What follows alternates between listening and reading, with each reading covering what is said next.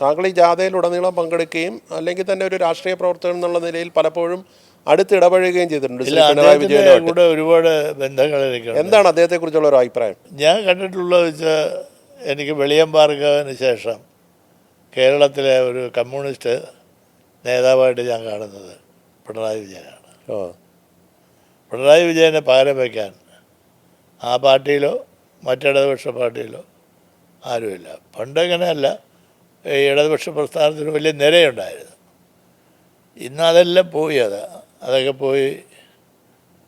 യഥാർത്ഥത്തിൽ ഇന്ന് കേരളം അനുഭവിക്കുന്ന രാഷ്ട്രീയ പ്രശ്നം ലീഡർഷിപ്പ് ക്രൈസിസാണ്. ജനങ്ങൾ പാർട്ടി അംഗീകരിച്ചാൽ പോരല്ലോ, ജനങ്ങൾ അംഗീകരിക്കുന്ന എന്തെല്ലാം വിവാദങ്ങളും തർക്കങ്ങളും വിമർശനങ്ങളും ഉണ്ടെങ്കിലും അവസാനം ജനങ്ങൾ പറയും എന്നാലും അദ്ദേഹം കരുത്തുള്ള ഒരു നേതാവാണ് പിണറായി വിജയൻ. താങ്കളുടെ അഭിപ്രായം ഏതാണ്? എൻ്റെ അഭിപ്രായത്തിൽ അദ്ദേഹം എടുക്കുന്ന തീരുമാനങ്ങൾ നടപ്പിലാക്കാനുള്ള നല്ല നട്ടലുള്ള കരുത്തുള്ള നിർഭയനായ സത്യസന്ധനായ ഈ പറയുന്ന ആരോപണങ്ങളൊന്നും ഞാൻ വിശ്വസിക്കുന്നില്ല. വെറുതെ അദ്ദേഹത്തിൻ്റെ പറ്റി എന്തെങ്കിലും പറയണമല്ലോ, വേറെ ഒന്നും പറയാനില്ലെങ്കിൽ വേറെ അദ്ദേഹത്തിൻ്റെ വീട്ടുകാരെ കുറിച്ച് പറയാം. അങ്ങനെയാണ് ഒരു രാഷ്ട്രീയത്തിലേക്ക് ഇപ്പോൾ കേരളം നീങ്ങിക്കൊണ്ടിരിക്കുകയാണ്. ഒരുപക്ഷെ ഇത്രയധികം വേട്ടയാടപ്പെട്ട ഒരു നേതാവ് കമ്മ്യൂണിസ്റ്റ് പ്രസ്ഥാനത്തിൽ ഈ കാലഘട്ടത്തിലില്ല.